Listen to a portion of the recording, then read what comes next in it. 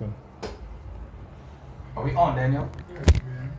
Hello, once again. It's me, David Fernando, Dapher, and this is my guest, Mr. Kudijingisa. Master, doctor, professor, lecturer. Just say my name is enough. André Kudijingisa. André Kudijingisa, yes. Yeah. I think that the first question would be, who is André Kudijingisa or André Kudijingisa? Can you make yourself known? Yes. Thank you. First of all, thank you for this opportunity. And hi, everyone. I hope you can hear me nicely. So going straight forward to the question that you've posed. My name is André Kudijingisa. I'm from Angola. I was born in Negaj. Negaj, yes. Yeah. But Negaj, your area does not speak Congo. You speak in Bunda. Yes. Area. We speak. Let's say we speak in Bunda. The Negaj where you were. Yeah, exactly. I was born there, but I grew up here in Luanda. So my fathers and I, we've left the province in 1978. I guess. 1978. Yes. Okay. And I was, I was a kid, a little boy. Okay. I don't want to say my age. No problem. Yeah, and well, so we came to Luanda, and I grew up here. So I lived in Luanda for almost over 30 years. You've been living here for almost 30 years. Yes. Okay. Yes. All right. Mm-hmm. Well, I'd like to apologize for our lateness, and we were supposed to start at 6:30. Unfortunately, we are starting almost an hour, so we are almost an hour late. So you are the only one. You, Daniel, and you are the only ones who know what we had to go through so as to be here and live stream this this edition. So thank you so much for being patient, because I knew that if you were not to make it today, maybe next year. But I thank you for being patient. All right. And also the viewers who are on the other side. So now you're a lawyer. I knew you as an English teacher. Now you're a lawyer, and you didn't used to have the look. What happened? Well, actually, I'm now a lawyer, and in fact, I recently changed career. Okay. Yeah, and so when I was studying languages and administration At Catholic University. I don't want to say the name of the university. Well, that's the only institution which anyway, where we can find this course. Yeah, I fell in love with the law because during the course I had many subjects related to law, and sometimes later I decided to pursue the law course, and after finishing the course, I went to the law. Law field activities. Okay. But I'm still dealing with language. That's why I'm here talking to you. Yeah. Okay. And just to let you know that I started to speak English when I was at the age of 16. 16. Yeah. Okay. Yeah. And why did you decide to learn English? This is very difficult question because because the time I was 16 years old. Yes. Was it in Luanda or in It was in Luanda. Yes, it was in Luanda. I think that was my father's vision. Oh, okay. So there was a year that I was not studying, and my father decided to get me enrolled in English training center in Gulf, and And apart from English, my father also enrolled me for accounting and finance course. On that year, it was very, very busy year because I had to do 2 courses at the time. Oh. Yes, English and he wanted, and accounting and finance. So it was in 1995, I guess. Yeah. That year, yes, I went to, I think that was, I don't remember the name, but if I'm not wrong, if I'm not wrong, that was a Folak Center. It's a foreign English training center, something like this. Yeah. Yeah, and from that time on, well, I liked. At the beginning, it was, it was something strange. Yeah. Yeah. It's like everything. Yeah. Yeah, but when I go to when I got the hang, yes. Yeah. And so I didn't stop from there up to today. Okay. Yeah. Okay, that's good. And then you decided to become a teacher. I decided to become a teacher because I wanted to use teaching as a way of boosting my English. Yeah. What about you? Why did you decide to become an English teacher? At the time I went to English training center, well, I didn't have any aim, an attainment to achieve. Yeah. I just went to school.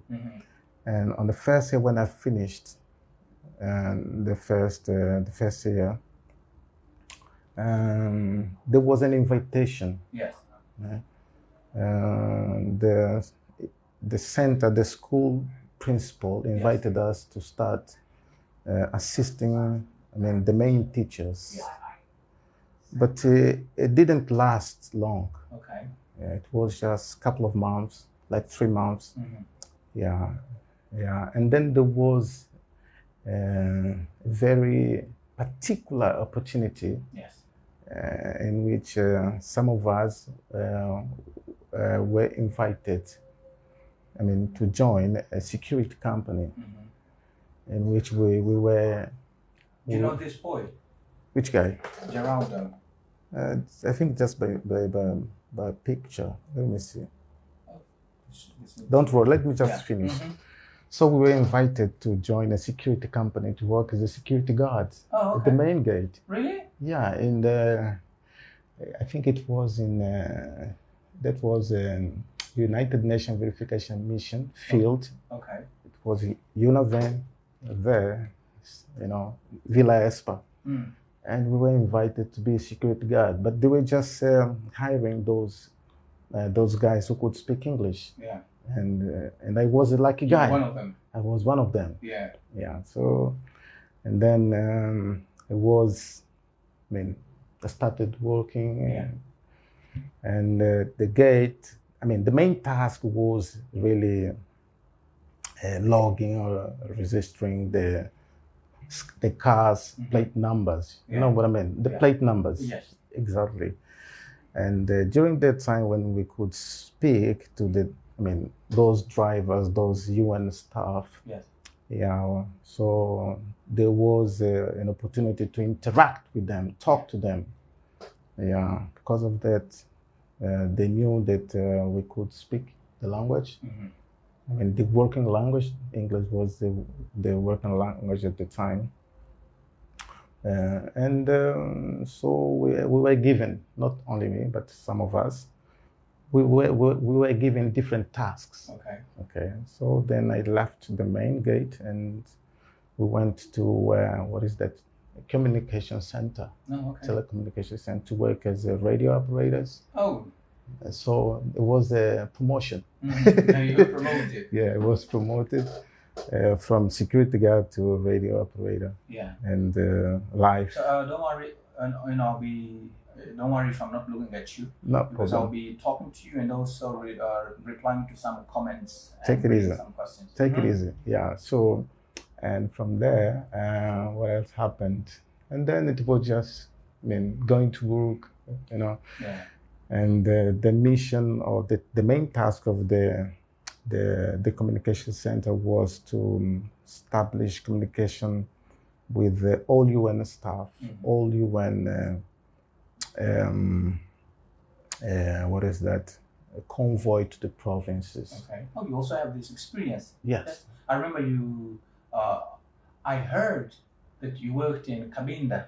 I'll be there. Yes. Just wait. Yeah. Yeah. And then from there, working in the communication center was really challenging and amazing job. I had opportunity to master, to improve my English. Yeah. And did you do that? Yeah, I did that. Good. Yeah. And then I think it lasted for, let's say, 3 years, Okay. I guess. Because we joined in 1997 up to 2000, the year of 2000. And then there was a liquidation process. Okay. The mission was over. Oh. And so we had to look at other job opportunities. Yeah. And so due to the, working experience again at the time, there was another opportunity to join a drilling oil company in Cabinda. Okay. So drilling oil company, and the first time the commitment was to continue working as a radio operator. Yeah. But the rig manager at the time, because of my English proficiency at the time, I said no.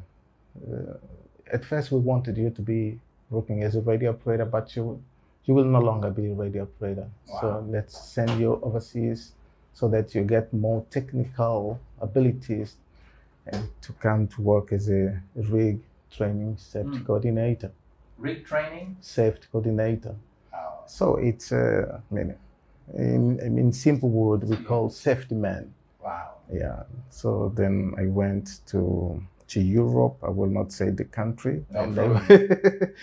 and I could learn many things related to oil and gas. Yeah. Then I came back to Angola and I kept working for the rig and so forth. Okay. Offshore. In Cabinda. In Cabinda, it was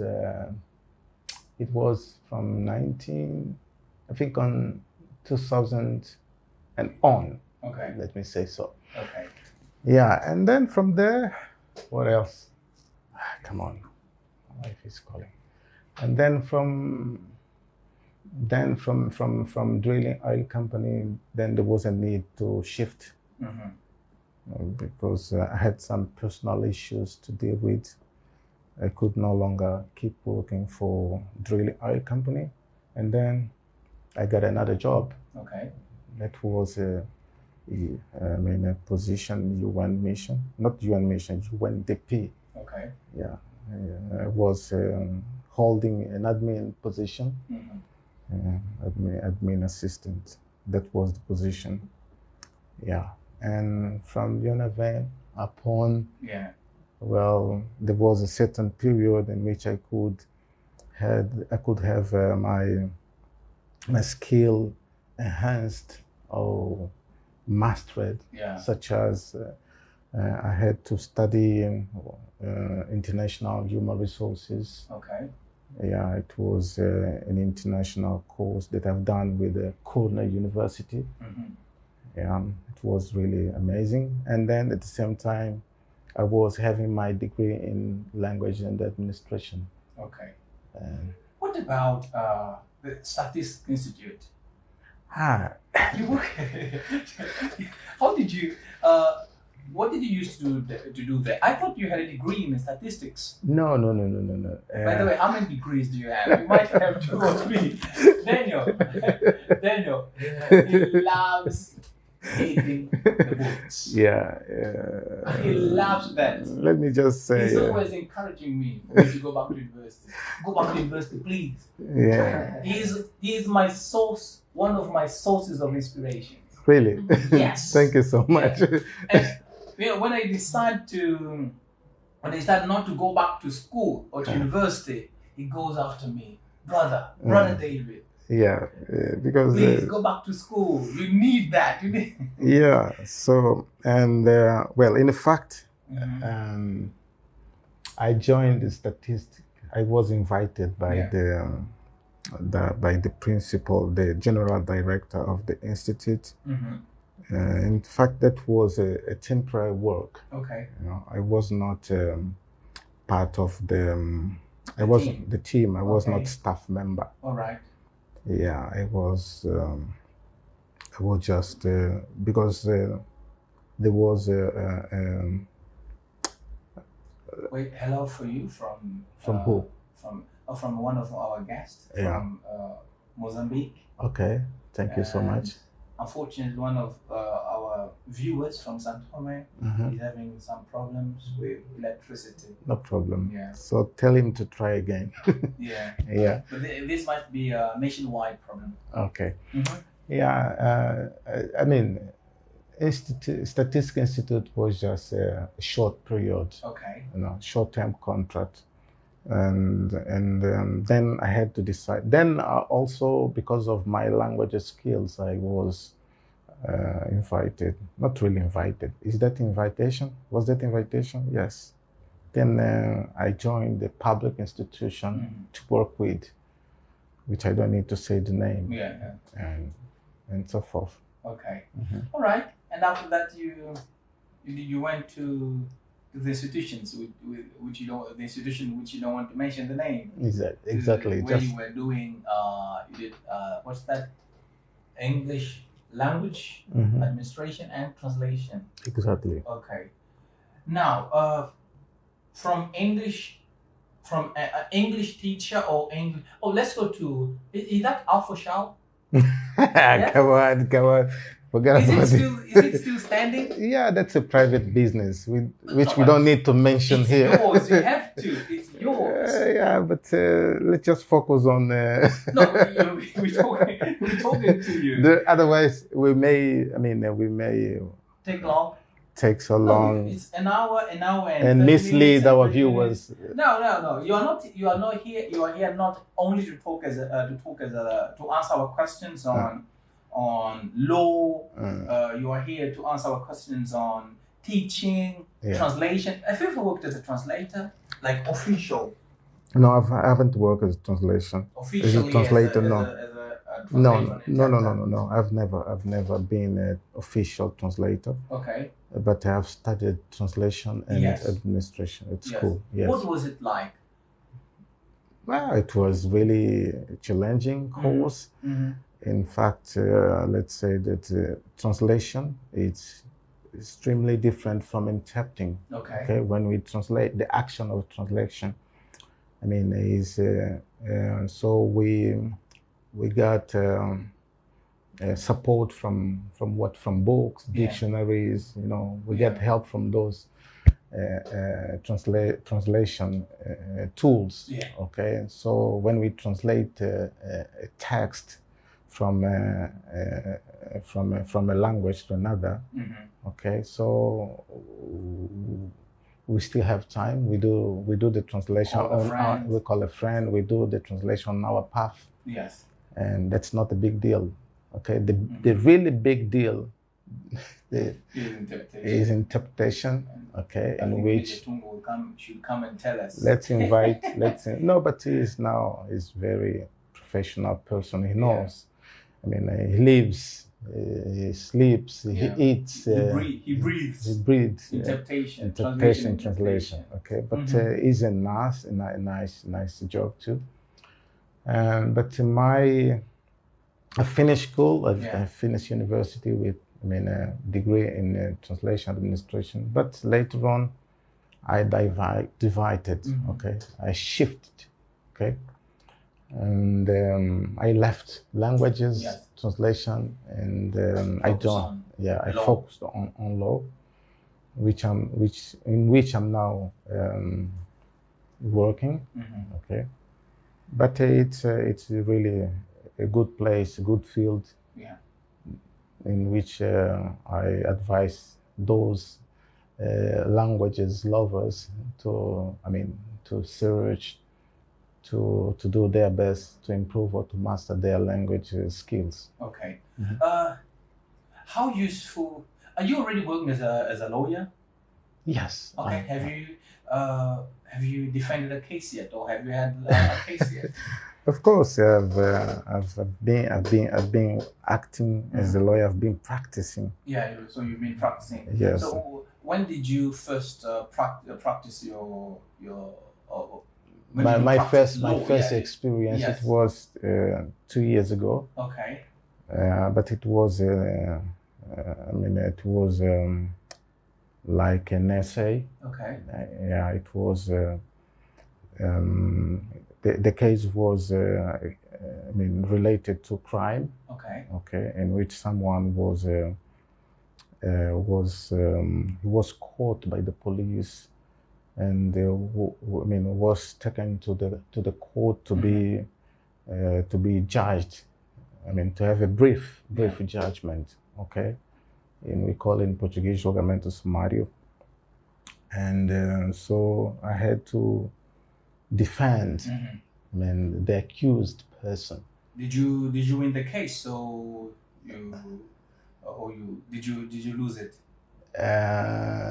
The first one, if I'm not wrong, the accused was condemned to pay a fine, I think. Okay. I think so. He was, but the second one, the person was released. Okay. Yeah. Are you a specialized lawyer? No, we are generalist. I'm a generalist. So when we start. Are you a generalist or a specialized lawyer? Not yet. So I'm still generalist lawyer. Okay. So we receive. We work on every field. Yeah. But I'm thinking to get specialized. I think in 5 years. All right. At the moment. So we need to go deeper and deeper of the field, and then decide which field we're going to get specialized. And do you already know what field you'd like to specialize? Yeah. So I get. I have a forecast. I can say civil law will be my field, and I like civil law. It's a set of rules and regulations related to those. Private relation. Yeah. Did I ask you how long you've been practicing law? No, you didn't, but How I can long have you been respond practicing since 2019. Okay. What role will English play in your career as a lawyer? Well, as a lawyer, in fact, first of all, English, in the court, when there is a trial, the judge will conduct, the audience in Portuguese, and lawyer normally doesn't need to speak English. Okay. Even in the tribunal, when there is a need to have a translator or interpreter. Yes. So the judge asks for, and an expert in language, like a translator, will be, will be notified. Okay. Yeah. Normally, the tribunal asks those official translators to come and provide their help. Okay. But as a lawyer, so language, English, it helps. Relationship with the customers, with the client. I think English It's a very important language. All right. And if a lawyer speaks English, the better. The more you speak a language, the better your relation with the client, because the client will be more comfortable, because there is no language barrier, and he can express himself without any problem. Yeah. So in fact, it's a tool for me. Although I'm a lawyer now, but it gives me what is that confidence. Okay, if there is look the geographical position of Angola. We are surrounded by English-speaking countries like Zimbabwe, Namibia, and so forth. Perhaps not today, but in future, lawyers will need to master the language. Okay. And nowadays, lawyers are getting concerned to learn a language. Okay. They are getting concerned. Why? Because when you speak a language, like English, okay, you learn it the first time. Yes. You don't need a translator. You see? Yes. English language, in the world context, is the language of globalization. Yes. Okay? Is one of the 6 languages spoken in the United Nations. United Nations is an international organization. For sure, yeah. You know how important is that international organization. Yeah. So, and languages like Latin language in the past, okay? Yes. So when you speak English, Chinese, or even French or Spanish, different language, it's always helpful, okay? It helps a lot. And so it helps, and you have your job, controlled and so forth. Okay, good. There are 16 people or 15 people viewing us from different parts. Really? Yes, different parts. Some are viewing us from Kakwako, some are viewing us from, I think 1 or 2 or 3 viewing us from Mozambique. Mm-hmm. Yes, and some of them will. Yes. Even my boy Santos is viewing us. Okay, good. Yeah. Oh, there's a friend who's viewing us from Morocco. Yeah, I think he's been there for almost 8 years, I think. Mm-hmm. Yeah. All right, Daniel. Are there any questions? No questions yet. So the questions will be coming from me. Just answering the comments. Oh, okay, good. For those who were complaining. Yeah, the time we started. Yeah. The time and the official. Oh, yeah, because they are asking for the canvas. Where's the canvas? They want to see the canvas of answer my questions. Okay, Yeah. okay. We are in a hotel. We are in a hotel room. Okay, very good. Mm. Okay, there's one of the questions that I asked is, could you tell us how difficult it was for you to finish your 4 years, while studying? What were the most difficult or the most challenging subjects that you had? On which course? Law. Or law? Yeah. By nature, law course is very tricky. It's a very difficult course. So you have to accomplish the course in 5 years. Yes. And there are what we call some subjects in which if you do not do them now, Yes. you won't do others later. Yeah. So they are precedent subjects, okay? And mainly for me, I was old enough, I was holding a huge family with a 6 members, and I had to work and so forth. In fact, it was not easy. I had to pay school fees and so forth. I saw some of the moments that we went through. But with the I've set up a strategic plan. It was a strategic plan in which I could go through. Yeah. So I said to myself, I posed questions to myself, onto myself. Yeah. What do I want? Where I want to be, I mean, in 5 years' time. So, and what are the tasks I have to do to achieve that goal? Because having a degree in law was a goal, was an attainment. Yes. And to achieve that goal, I had to draft a strategic plan. And this plan was done. In fact, what I did, I had to have a private business, okay, to support the family, because while you're studying, you know, remember that we are the food providers at home. We are in Africa. I was as a food provider, so you have to have a place where the incomes, I mean, come. Yes, for sure. Yeah. And so I set a private business. And not a private school. Huh? No, it's not about the private school. The private school was a part of it. Okay. Yeah, private business.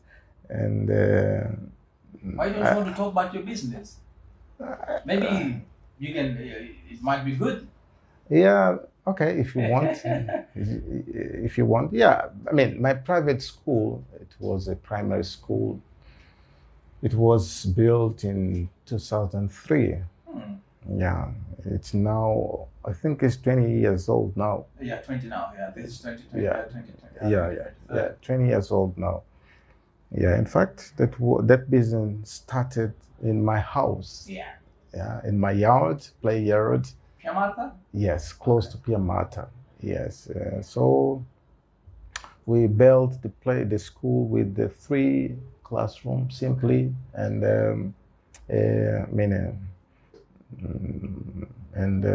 small play yard.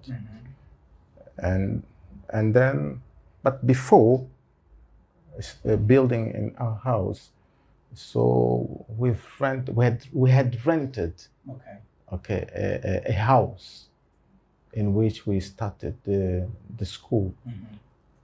Alpha Charlie is not the origin of my private business.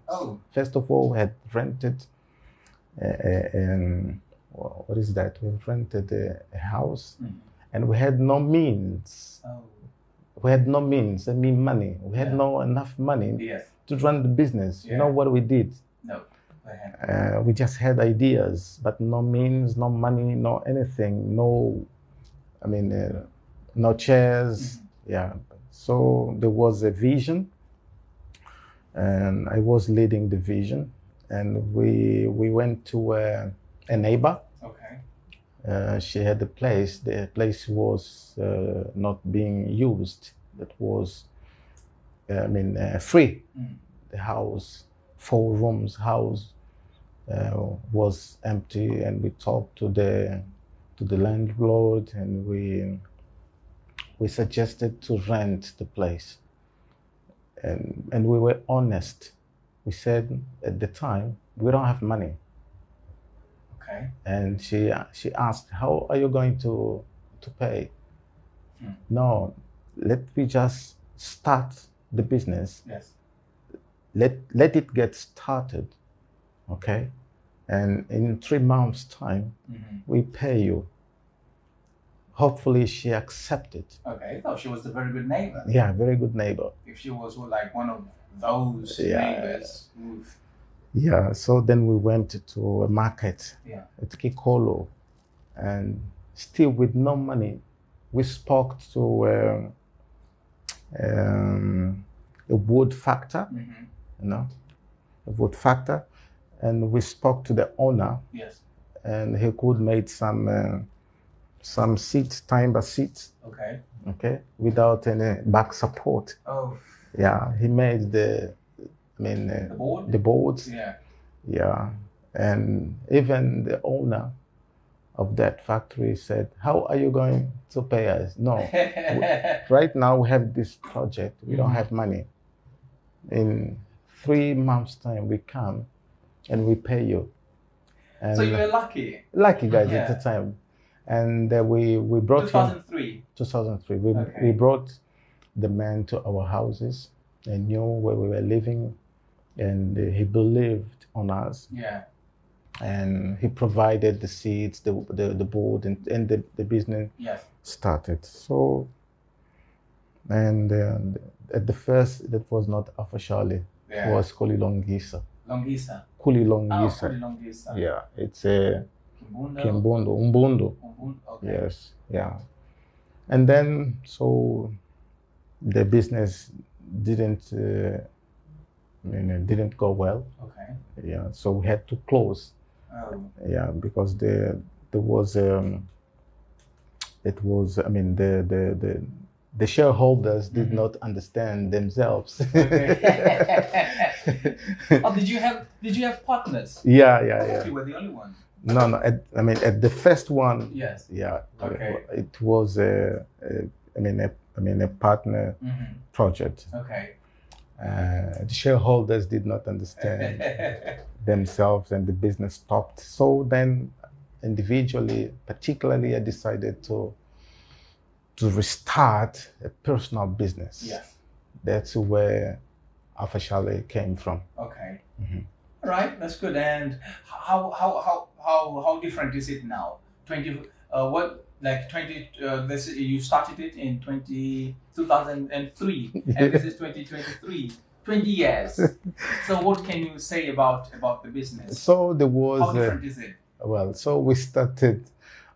Although it's a very humble place, a very humble school, some changes were done. Yeah. Okay. The numbers of room increased, but is it the first floor? Is there a first floor now? Yeah, there is a humble first floor. A humble first floor. There is Because I remember you telling me about building the first floor, but this there is a humble first, but still we have a plan. Okay. I think in next year. It's in Kalembados. Yeah, no, it go for those. Piamata. What about Kalembados? Kalembados was another business, okay. Private. So you want to discover all my business? No, I don't want to. I just want you to be free to talk about your business. Yeah. You know that everything now is on social media. But what you don't have to tell us is how much you have in your bank. I don't have to tell us about that.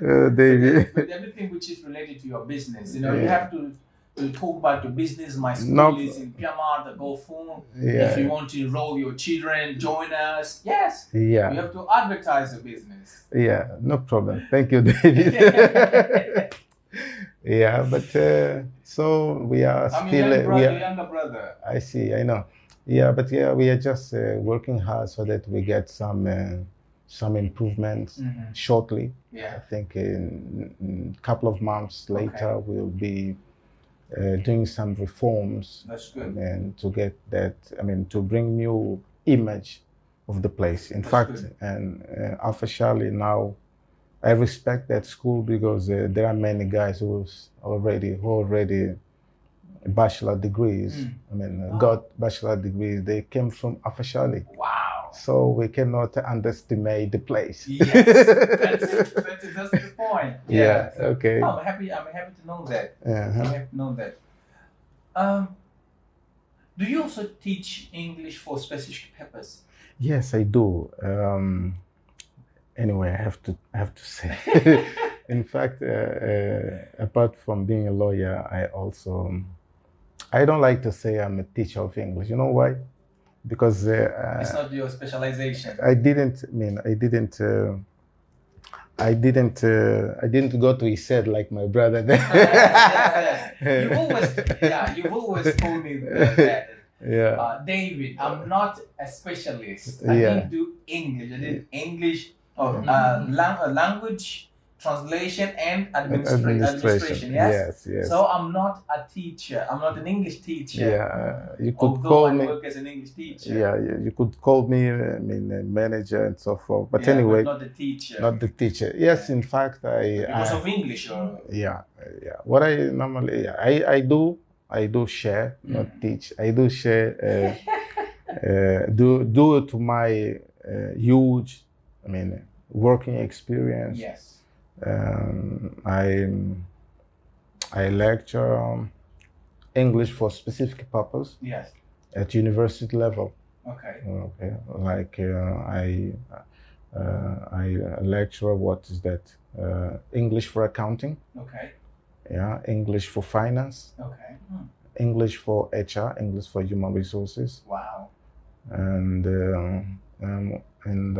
I'm also dealing with the engineering.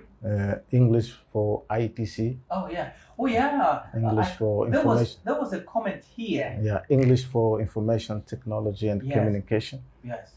Yeah, and so there are specific purpose and legal English. You see this one. Who's that? Yeah. Marshall Okay. Suarez. Okay. I think he's one of my students. Yeah.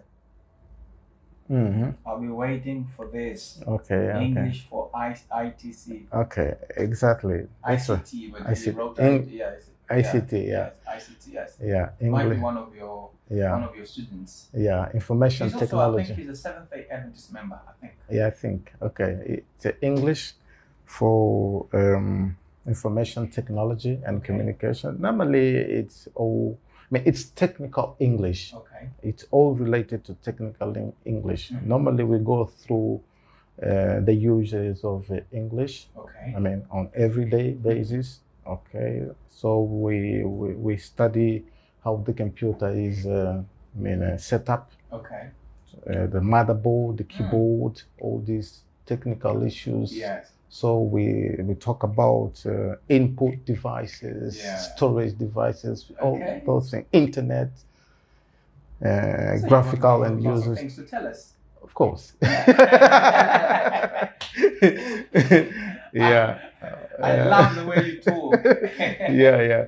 So, and on English for accounting, we talk about accounting related issues. Yes. Like the value of English for accounting. Yeah. So the jobs in accounting, for instance, there are many jobs in accounting. Yeah.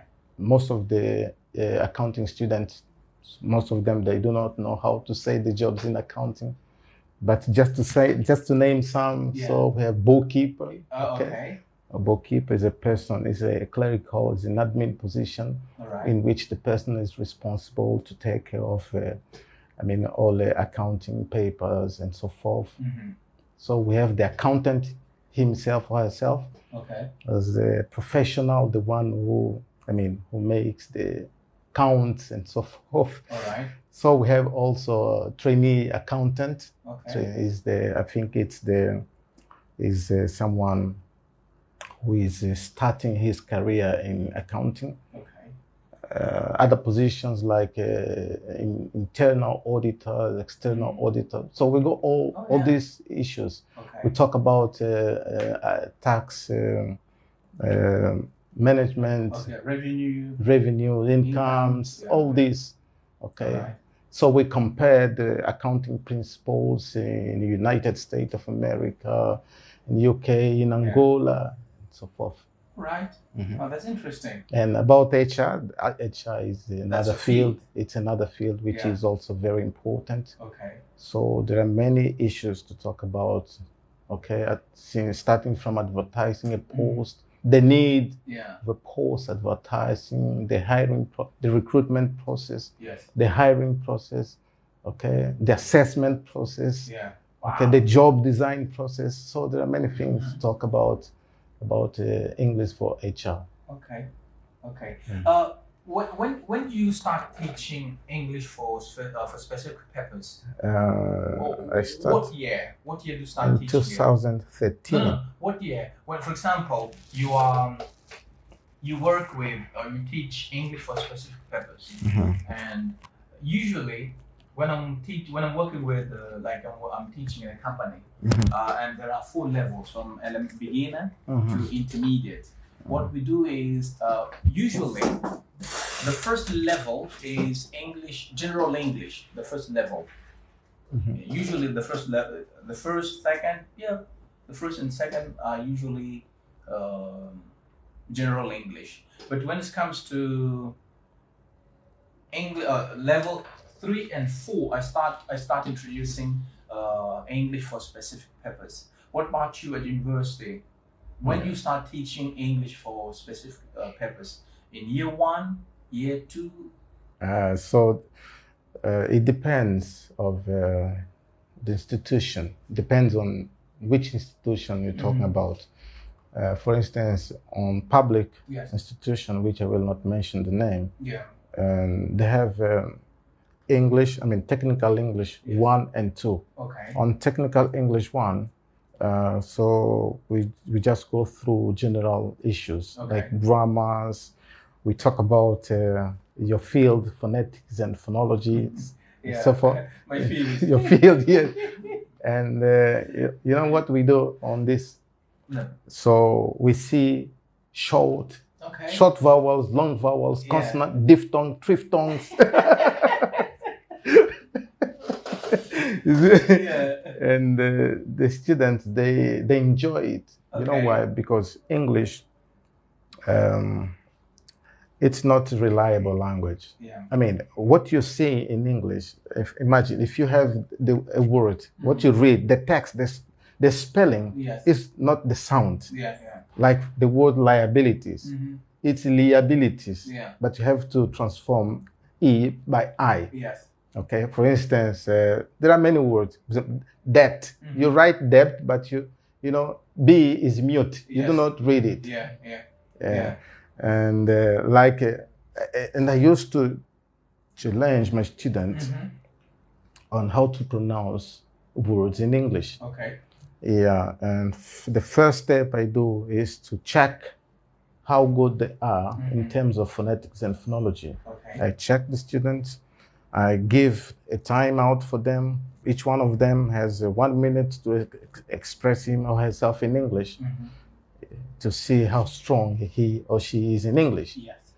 And then after having checking the students, so we know how to act. Okay, but normally I give them the opportunity to review phonetics and phonology, all those sound symbols, and it's really amazing. And then on the second term or second semester, we go for technical English. If it is English for ITC, we start studying English for IT. Proper English for IT. We go through all those technical texts, and the students are invited to deal with.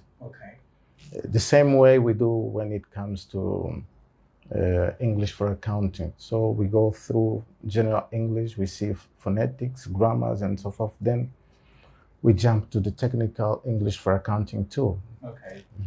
How important is pronunciation for your students? How did you get involved into this? David, how did you get involved into it?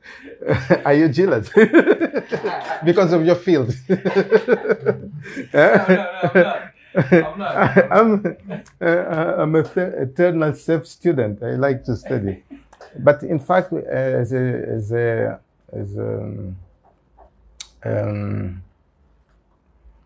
a student, as a university student, I had a subject, phonetics.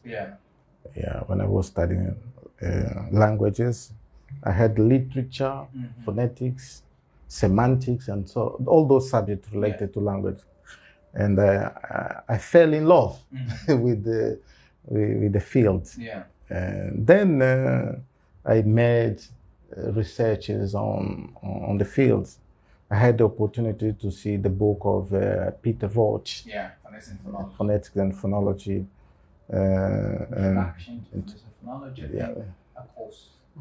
And I could grab from someone your Dapher, your Dapher chart. And I read a lot. In fact, it's really good. And I like it. And very soon I discovered,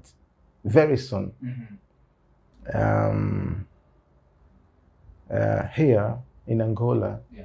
schools, they do not give students phonetics and phonology. Okay. Yeah, they fight, they struggle. Mm-hmm.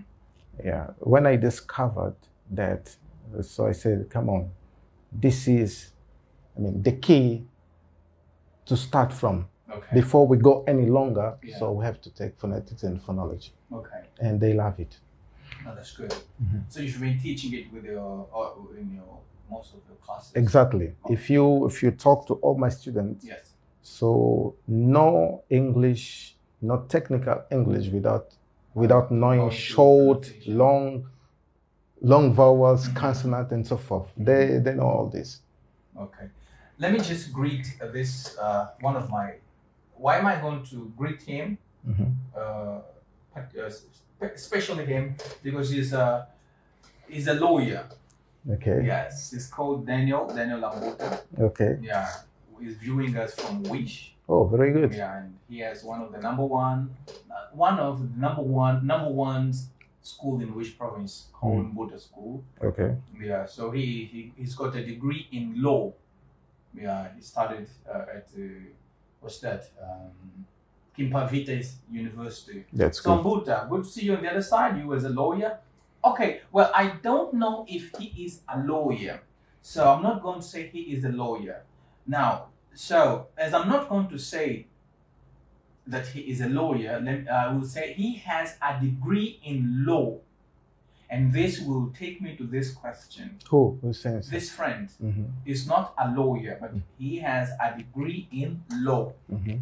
So the question is, what's the question? You answer this question. What's that? Everyone, okay. Should we, what's the question? Oh, just a second. Should everyone, should we call lawyer everyone that has a degree in law? No. No. Because to be a lawyer, Yes. The first requirement, you have to have a degree in law, yes?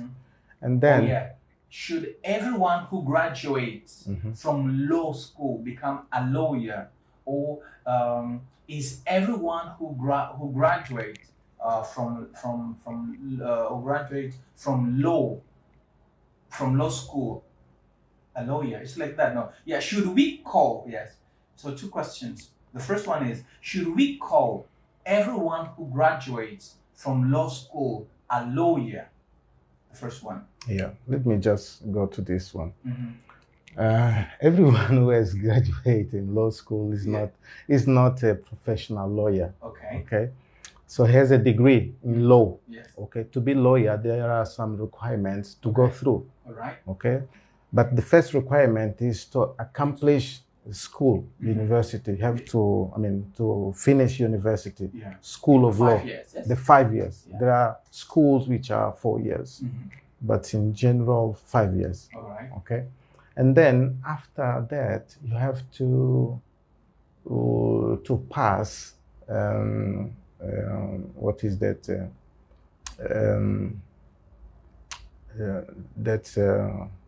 Oh, come on. It's bar examination. Okay. Okay. Bar examination. Yes, you have to pass bar examination. There is a public institution who's in charge of it to control this. Okay, and then you have to spend 3 years of clerkship. Okay. Clerkship. Okay. Okay, clerkship.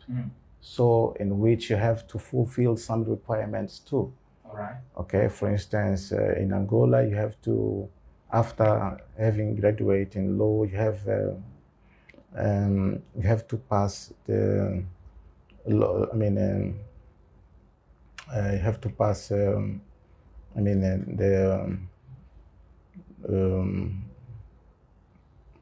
Bariston.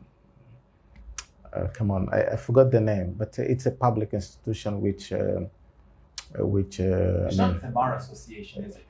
It's the Bar Association Institute, of course. It's the Bar Association. You're right. Thank you.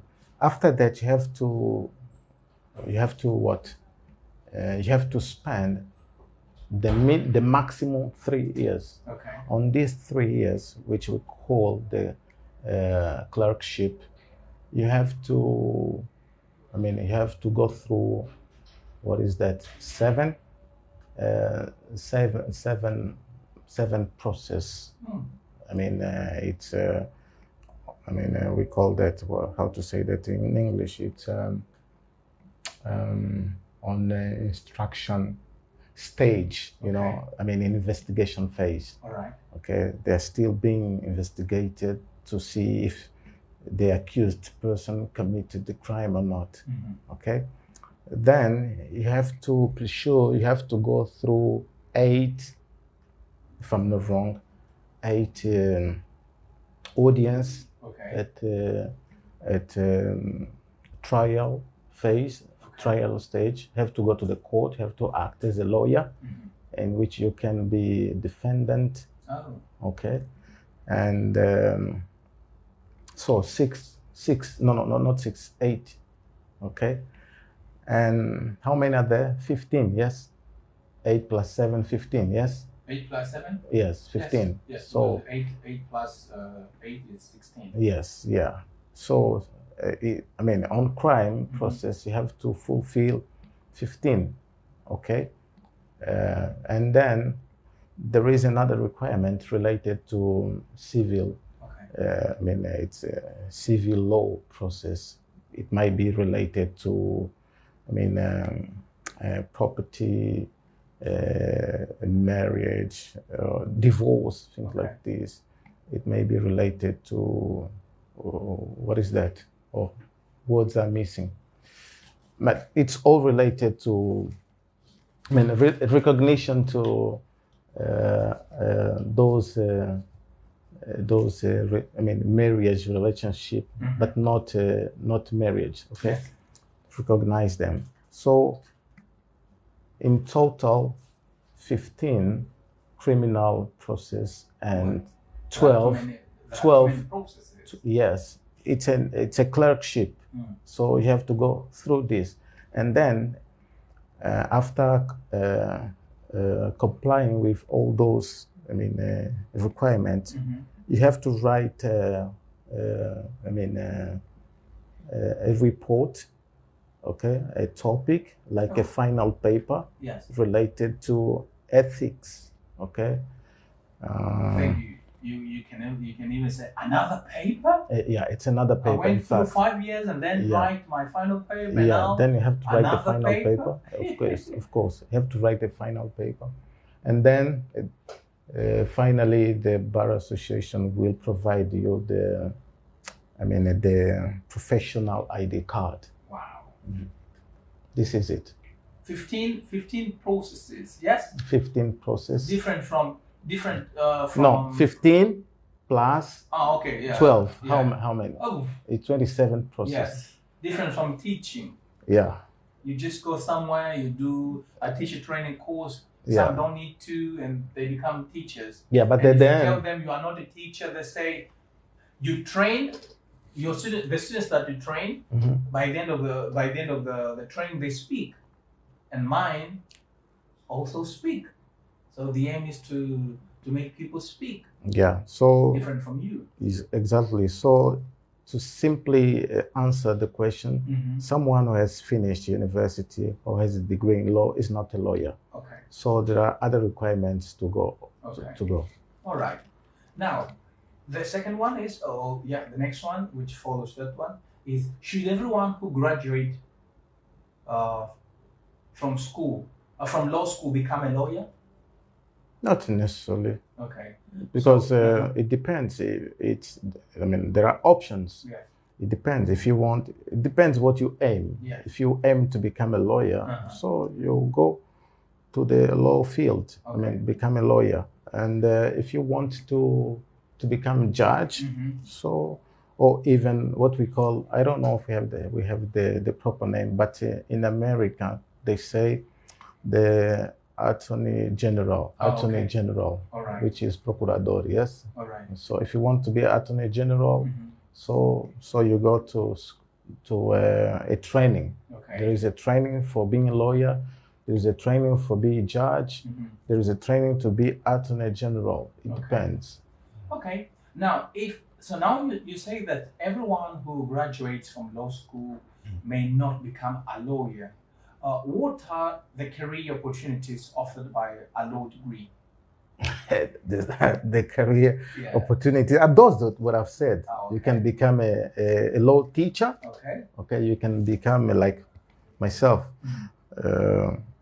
Apart from being a teacher, I'm also legal consultant. Oh yeah. Okay. I'm also legal consultant. So if you don't want to be a lawyer, you don't want to be judge, you don't want to be attorney general, you don't want to be a lawyer, so you can be teacher. So what you are saying is what my friend who came from a law school commented. Not everyone. This is Mbuta. Not everyone who has a degree in law is a lawyer.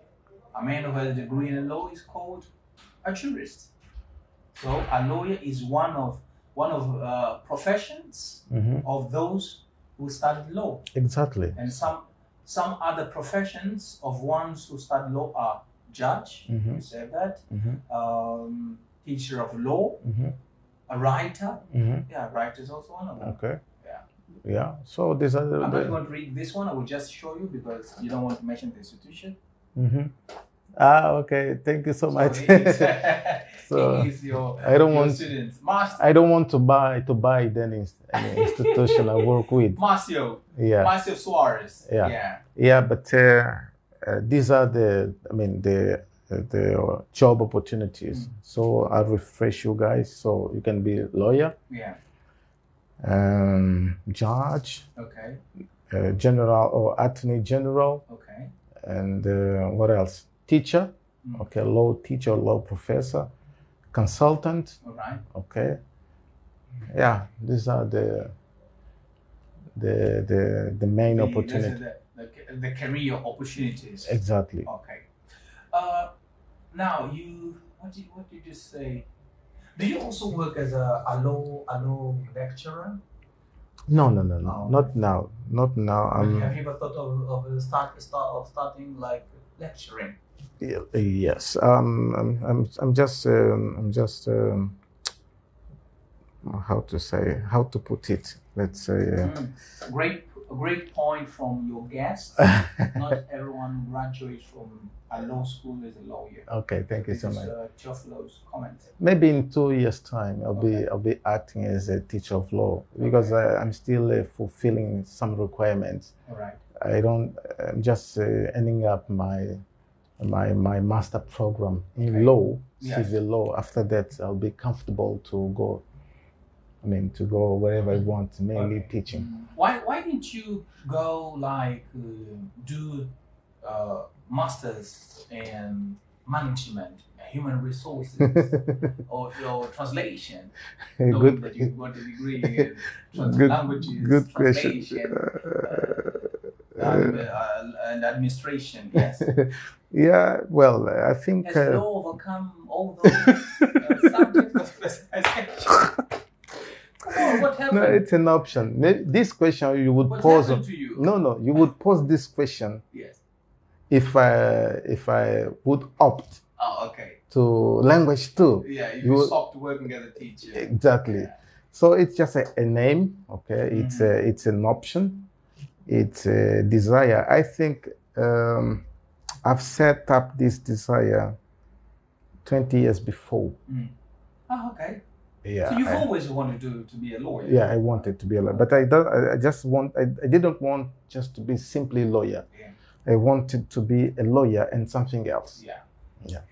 Okay, that's good. Daniel, do you have any question? No question. From you? From my side, no question. Buddha, please. Listening. Should we seek? Did you see this question? Yeah. Should we seek legal advice in case the landlord decided to cancel or to end the tenant before the end of the rent agreement. Yeah. I live in a house. I don't have a house yet, and the landlord decides to end the agreement, the rent agreement. Like the rent agreement is supposed to finish by the end of February, and right in December he decides to end it. What am I supposed to do? Should I seek legal? What's the time? The rent agreement is supposed to finish by the end of February, and he calls me so as to finish or to cancel the agreement or the rent agreement by December. No, first of all, we have to know what are the reasons. Okay, why he or she has decided like that, and try to make try to negotiate. Okay. If you could go up to the end. Okay, and if there is no agreement, if there is no understanding between one another, so it's always advisable to look for a legal advisor. Although it may cost you, some money. You'll need to pay some money. Okay. But so in extreme situation you can go. And I advise people not just to look for a legal advisor when they have a problem. Even at the beginning, before you sign a contract, seek for a legal advisor, just to take some legal precautions, to see on the clauses. Maybe there are some traps, on the clauses. So lawyer is always advisable. Okay. Well, what's your comment on what the government is doing? I think with some tenants in Kilamba, the government is evicting them. Evicting is the right word for is not to cancel. Yeah, is actually yes. The government is not canceling the contract, but the rent, the tenants haven't been paying. Some of who haven't paid since they entered, since they got the keys. I'm not the right person to talk about it. You were the lawyer. So the government is evicting some of the tenants. Do those people look for, let's say, seek legal advice? Of course, they have to look for. But they haven't been paying. Do they have this right? We cannot judge any situation without knowing, deep inside the issue. So before we make any judgment, we have to understand what are the reasons, beyond it. Yes. Okay. I think even as a lawyer, when I'm invited, when a client comes to me, the first step to do is try to understand what went wrong. Yes. Okay. So according to the facts, according to what happened, so the lawyer will be better positioned to act. Yes. Okay. Without knowing the process, without knowing the situation, as a lawyer, it's not advisable to comment, to say something, because I don't understand what exactly happened. Okay. If you give me the process, I read the process, I know what's going on, so I'll be on the right position to say something. Like just saying it's not safe, and you are not a good lawyer acting like that. Okay, 26 past 8. What time should we finish? It's up to you. Because we are here up to 9:30. Okay. In a hotel room. No more question. We can stop. There is a question. There are some questions. Mr. Candido is one of the #1 viewers who was here. Who's that? André Candido. Okay. You are André Kudijingisa, and he is André Candido. Okay. He was interviewed. He was here.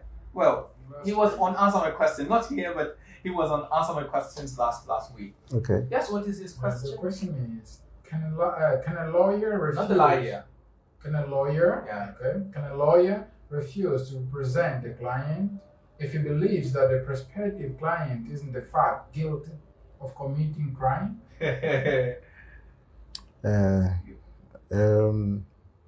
Can a lawyer defend? Refuse. Yes. Can a lawyer refuse to represent the client if he believes that the prospective client is in fact guilty of committing the crime? You know Yeah. that he is guilty. Yeah. I mean, there must be confidence. If there is no, if the lawyer doesn't feel comfortable, he may refuse. But it doesn't mean that the accused person, we cannot say that he committed a crime. Who says, who decides? So it's not you and the person saying that. Yeah. Here we going. Oh, it's going, it's deep. Daniel, It's serious. check, please. It's okay now. It's okay now. We are on. I didn't Okay. know. Daniel Lambuta. Wait, let me just. No. His comment. He said that his last answer has been so intelligent. I think on commenting on saying if the person is guilty. Yes, carry on. Yes, as I was saying. So the only authority, someone is known as guilty when the judge, makes the final decision. Yes. Okay, and so the refusal from the lawyer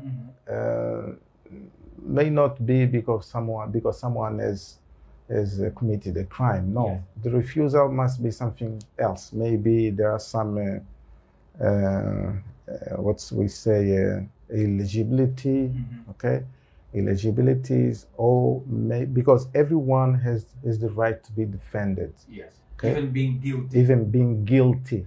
And no, supposedly being guilty, Yes. because who discovers that someone has committed a crime is the court, is the Yes. trial process in I the saw court. I saw him. Yeah, you may That just means nothing. that means nothing. Okay, the judge, through a process, okay, according to the facts, according to what happened Yes. in the past, then the judge, through a process, because what happens nowadays,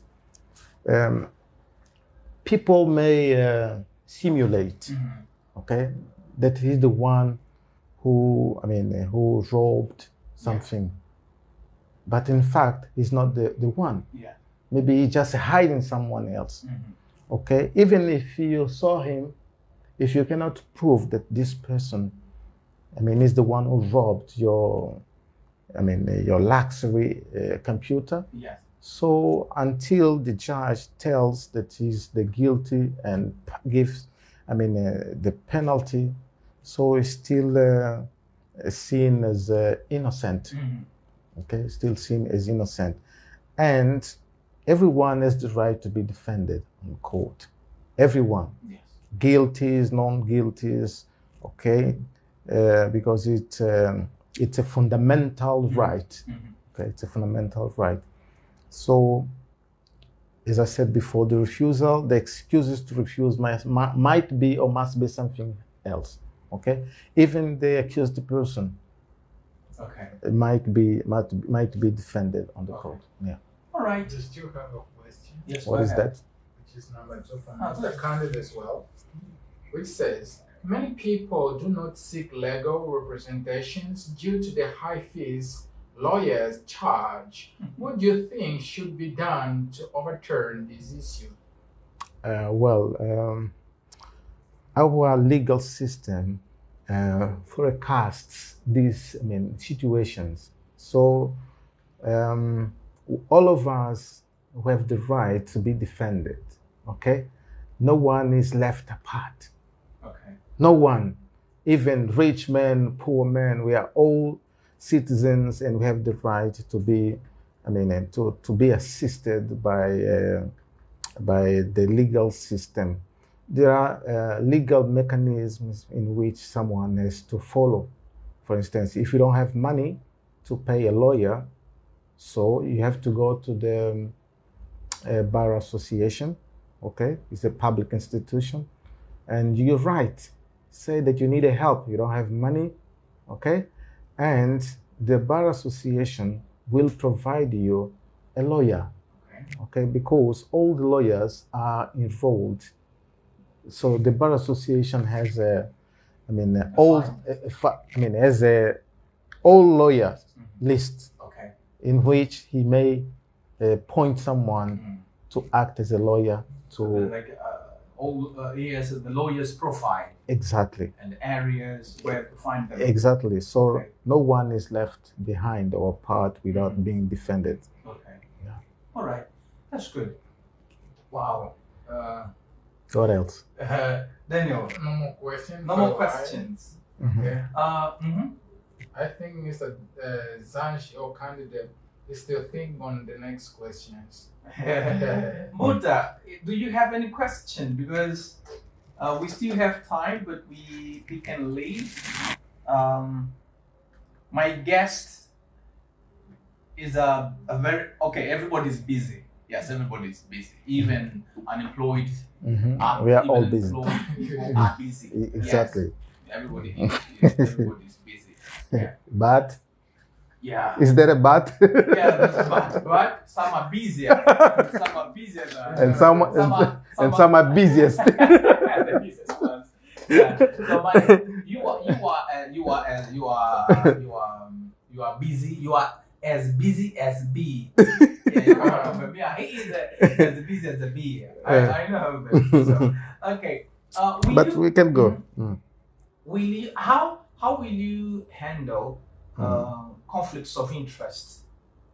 On what? Let's say in a court, a lawyer is trying to the client just wants you to defend him, but there's another person that wants to defend him too. So, how would you handle this case? I mean, the client is the one to point out which one he wants to stay with. Yes. Okay. So even if the client has set an agreement with you, at any time this agreement may be breached. Okay. Okay. So the client makes counsel. So there is no. There is no permanent contract. At any time, if at any time the client sees that I don't trust you anymore, there is a break of confidence and so forth. At any time, client may decide to cancel the contract with you. Okay. At the same time, the lawyer, if he sees that this client is not is not acting accordingly, so he may also finish the contract as long they fulfill or they comply with each one obligations. Okay, so Daniel Lambuta again. A lawyer doesn't defend a criminal, but he defends the right application of law. Yeah. So there is no reason to refuse. His question. I mean, his comment is on I think on one of my questions or someone's questions, which was when should you refuse? I think a case. So a lawyer can't refuse a case. Really? No. I'm just trying to make sure. Okay. When does a lawyer refuse a case? As I said, a lawyer may refuse a case. Like, no, I will not defend this one. Yeah, well, when lawyer may refuse a case if there is no confidence. Okay, no trust from both sides, and when there are conflict of interest. Okay. I remember one time we were two lawyers, and my colleague was forbidden to act as a lawyer because he was involved in a situation of fight with the other part. Oh. You see? Yeah. And the judge said, come on. The other part invoked that fight on the trial session. My goodness. Yeah. And so it was tough. It depends. There are many situations that may, be, but most of them is confidence. Yes. And when the judge himself or herself sees that this lawyer has to be changed. Yes. Okay, and the judge also decide? Yes. Oh, okay. The judge has the authority to I mean, but he has to support with the, I mean, with this law, regulation, or statute that you'll no longer be the lawyer. Okay. All right. Daniel, we are about to say goodbye. There is a question from Canada which does it work in reality? Does it work in reality? But what is exactly his question? Because he asked the question, and which was already answered. Now he wants to know if it really works in reality. What's the question? We have to look for the question. As a teacher, I think it was commenting. Ah, okay. Okay, I think it was commenting. I mean, the question came through the comment. The comment from Daniel, which says a lawyer doesn't defend a criminal, but he defends the right application of law. So there is no reason to refuse. Then he commented, does it work in reality? Okay. All right, Mr. Candidos again. As a teacher, would you give 20 marks to a student test, or you think this would make him or make her boast and give the impression that your test was relatively weak? If the student complies with the, I mean, responds or answers all the questions posed effectively, yes, I got no problem. 20 scored, it's not coming from my pocket. Yes. So I give it to him. Yeah. No problem. And I've given many 20s. Oh, really? Yes. Oh, okay. Yes. Okay. Oh, and I've never given 0. I've never given 5. No? The minimum score I give to my student, no matter if he acts accordingly, 6 scores. When you have 6 scores, it means you didn't you didn't achieve I mean, the minimum requirements. Okay. Yeah. All right. All right. I think we. Well, one thing that I find is funny, you know, when I'm interviewing the guests, they say, "No, it's okay, carry on. When to finish, guy, I was tired."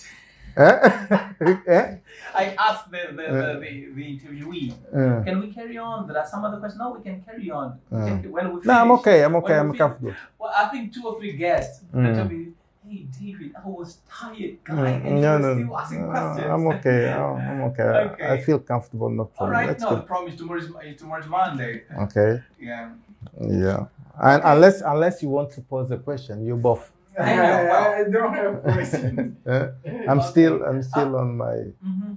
Okay. Well, how do you usually charge? Well, you've already had two cases. How many cases? Many cases. You've already found lots of different cases. How do you usually charge your clients? My clients. Yes. This is a very good question. Well, it depends which field it is related. If it is civil law, if it is civil law, so even criminal field, it depends. Normally, there are some assessment or evaluation that a lawyer has to do before he establishes the retainer. You know the meaning of retainer? No. Yeah, okay. Anyway, I mean, the money paid to the court. So to establish, we need to see if the client, I mean, may afford the money. Okay. Okay. If he may afford the money, if I mean he's financial healthy, is really stable. Okay. Yeah, but it depends. If I look at you, you're wearing good, nice suit, have a good car outside, showing the keys and so forth, having like this Apple computer. Yeah. Okay, mine is HP. If I mean, I will not charge the same price on you as Brother Tunga, for instance. So it's always got the no color regime. Exactly.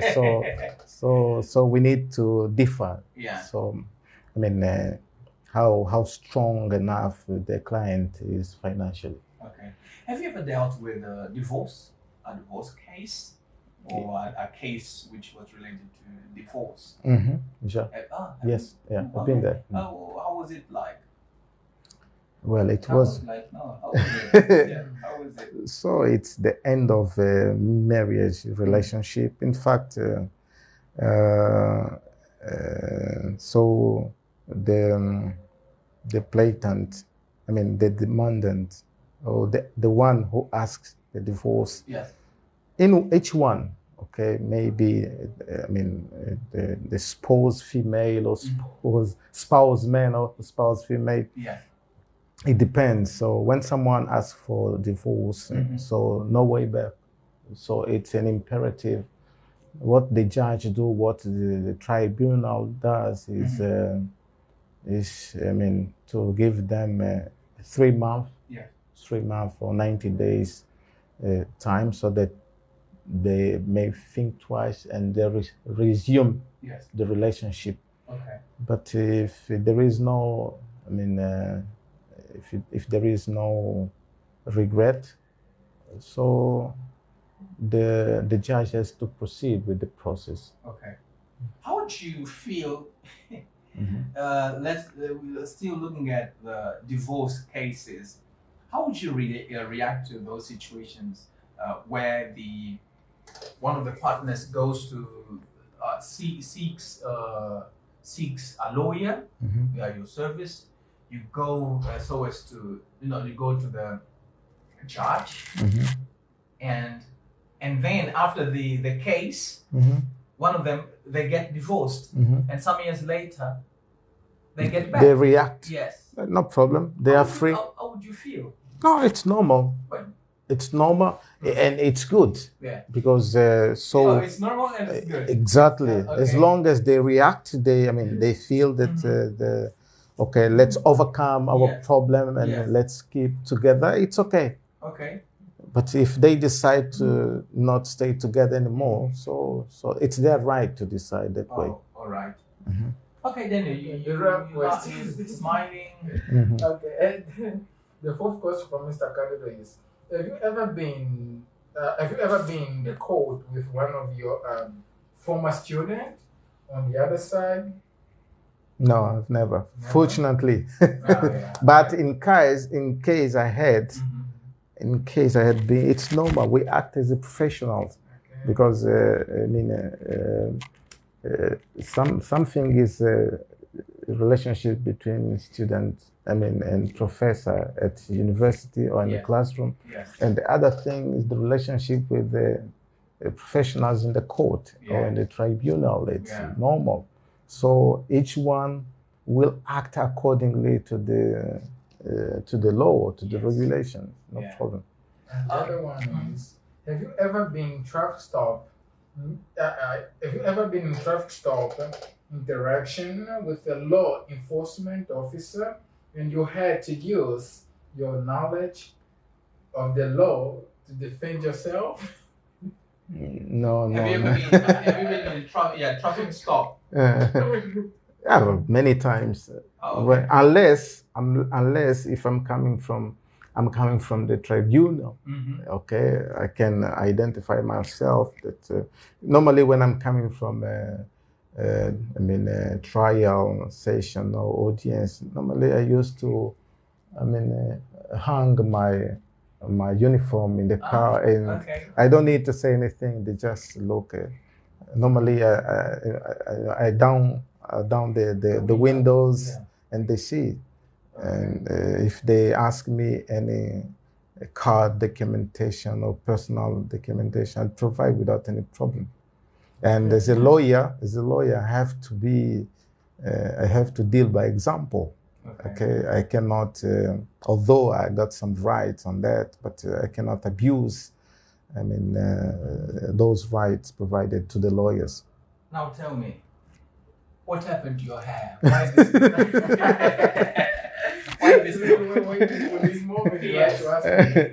Hey, come on, what happened with my... Since you came, I'm not going to say where you went, where you've been. No, see, Since you went abroad for your masters. Oh, now I know. Because one of my closest friends is in the country where you've been to. Okay. And it says that for you to have your hair cut, it's 18 euros.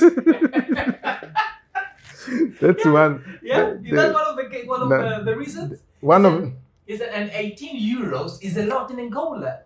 Something like 18 euros might be. Yeah, it's 16. Yes. 16,000 said. Come like on, am I going to spend something like 16,000 just to have my hair cut? Yeah. No, I will let it grow. Was that the case? No. So what happened? Well, because the first time I saw your hair the way it is, it's when you were there doing your masters. Yeah, in fact, when why did you let it grow? there are many reasons. Okay, so one of the reasons. Not one of them. Like we're getting frustrated with your master, your low cost. Low cost. Yeah. So let me No, but before I finished the low course, I think it was on the fourth year. Okay. Fifth year, the last year. All right. Yeah. So there was a day when I went to my father's home. Mm-hmm. Yeah, I saw a picture of him in which when he was on when it was like you, maybe younger. Like on this age. I will not say the age. Yeah. So I saw, hey, come on, whose picture is this? Then father, no, you can read it from itself. So it was me, and so he was boasting himself and so forth. You see, when I was you used your one of you like using this expression. I was taken aback. Yeah. So, and I liked it very much. Yeah. You're sweating. No, so the AC is leaking. The AC is leaking. So, and I liked my father's picture, and then I decided from that day on, I decided not to have my hair cut anymore. Okay. And but when I went out, when I went to Europe, it was just a consequence. So, and I like it the way I am. It's more original, and one of the factor that enhanced the idea to keep my hair like this. Well, I'm African. Okay, and I'm myself like this, and. I think, why do I have to deny myself? Yeah. You know, my name is Kudijingisa. Kudijingisa. That's the next question. You know the meaning of this? What's the meaning of your name? What's the meaning of Kudijingisa? The meaning of my name. Hi everyone, my name is Kudijingisa, as I said before. Kudijingisa means respect yourself to be respected. My goodness. If you don't... what a powerful meaning. If you do not accept yourself, you do not respect yourself, who will respect you? Nobody. Yeah. That's one thing. The other thing is that I'm a Christian. I follow Jesus, and I've never seen any Jesus picture without hair. Hey, brother. I've never seen. Have you seen any picture of Jesus without hair? Bald. Huh? The way I am, what it is. Unless you bald like David, okay, you have reasons. But I don't have reason. And several times I decided to go to the barber shop to have my hair cut. Yeah.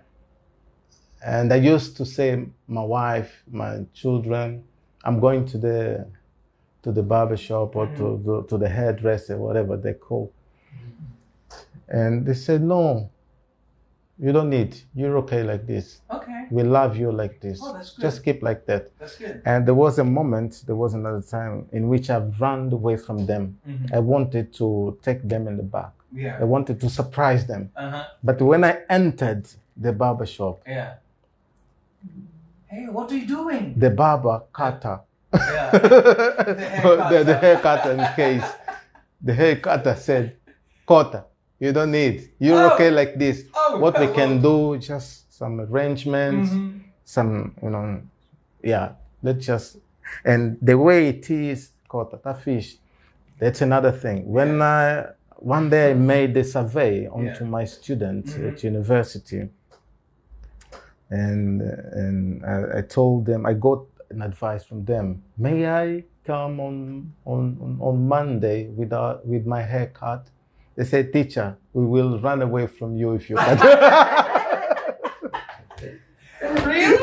Yeah. We will not recognize it. Oh, you end up running away. Yeah. So I think I don't need. I'm okay. Okay. And I think no one.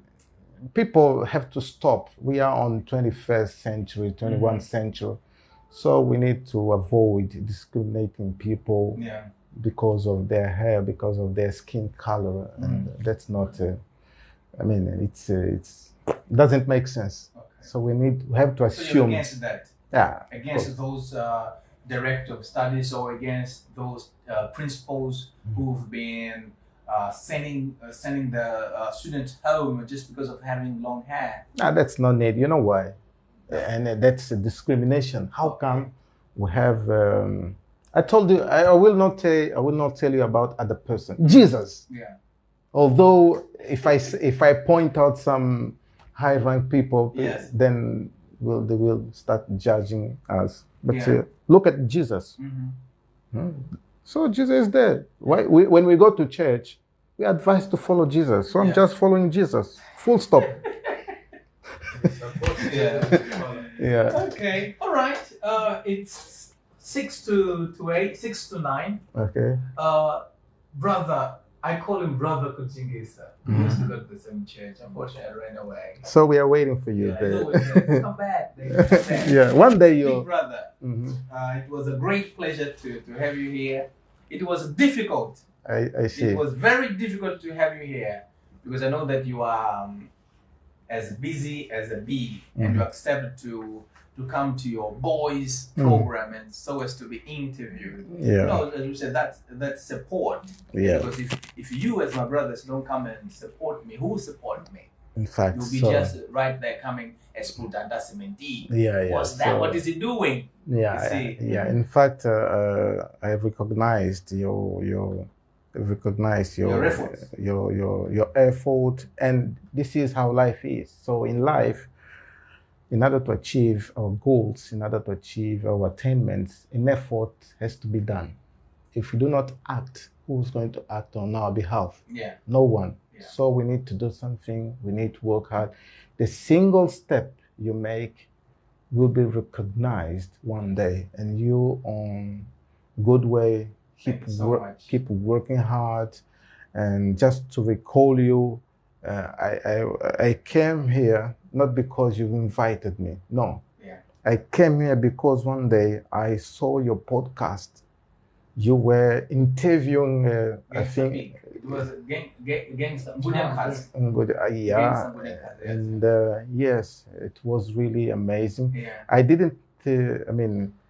didn't keep watching so long. I just spent, I think, 5 minutes watching, and it said, "Come on, I want to help my brother just by being there, present." Yes, yeah, and I decided to come. So my presence, you say, my presence is enough. Is enough. Yeah. So I said unto myself, let me just go and support my brother. Yeah. So he needs, and one day. So we will be there. Yeah. And here you are. Here. Thank you so much. Yeah. Unless if you have one more question. So I would like to finish saying that thank you so much. My pleasure. And I appreciate that. Thank you so much. And it was an honor. Okay. Sorry if I did not respond all the questions. You did. And but. Life is like this, yes, so we have some limit. We can't respond respond all the questions. Yeah, we have some limitations. Yes. For several reasons, but here we are on those questions in which we could provide some glimpse. Yes. So we did, and thank you very much, you guys, for watching this podcast. Thank you. Thank you. There were people from there were people from Wish, Kwanzaa Sul. I think two or three people from Mozambique and one from San Tome. Okay, so the message is here. We discussed our questions were on law, teaching not a lot, some personal issues, not a lot as well. So it was really nice, big brother, to have you here, and thank you so much for coming and for accepting But before my invitation. before closing, my invitation, yes. Yeah, I just wanted to send regards to my family members. Go Okay. ahead. Oh, I forgot this question. How proud are you of your firstborn? You the firstborn. Yeah, he shared the post yesterday. Really? Yes, he shared that. Yeah. So he shared that, and you can't live without answering this question. How proud are you of the young boy? I saw him when he was 12 years old, and now he's a grown-up boy. We have said bye bye. Now we are resuming. This is really. I was to forget it. Okay. I was to forget it. Yeah. I was to forget this question. In fact, my firstborn is really a blessed guy, and as a family, me as a family leader, with my wife, we decided to build a family. By the Jesus feet. Yeah. And very soon we forecasted, and we decided to send the boy abroad. Yeah. I personally went. I held his hand, and I took him to an Asia country where he finished his high school, and he also finished he graduated there, and he's also finishing his master program, and I'm really proud of him. Yeah, as any father would be. Yeah, for sure. Yeah. So the guy, and this is for you, Joe. So I'm really proud of you. You have accomplished your mission, and I'm wordless. I'm wordless anyway. Thank you so much. We're still on, right? Yeah, and so you've made it, man. You have accomplished the mission given unto you, and I think your young brothers will fulfill their commitment as well. Yeah. So thank you so much. I'm proud of you, and regards to you, to my wife, Teresa, to Mila, the second born. The first one was saying hi to his family. Who? Some people come here, they never say hi to their relatives. Some of them. I'm the first one. Yes. You know what? I presume so. Yeah. Yeah, but anyway. The candidate is married, didn't say that. Yeah, yeah. So regards to Mila, Kudijingisa, to Klinsman, to Anderson, to China, to Mila, and all my friends, all those who know me, my students, and all those who are watching this podcast. Thank you very much for your attendance. So I love you very much. Thank you so much. Thank you, big brother. Pleasure. Thank you so much. David. So much to be here. Yeah.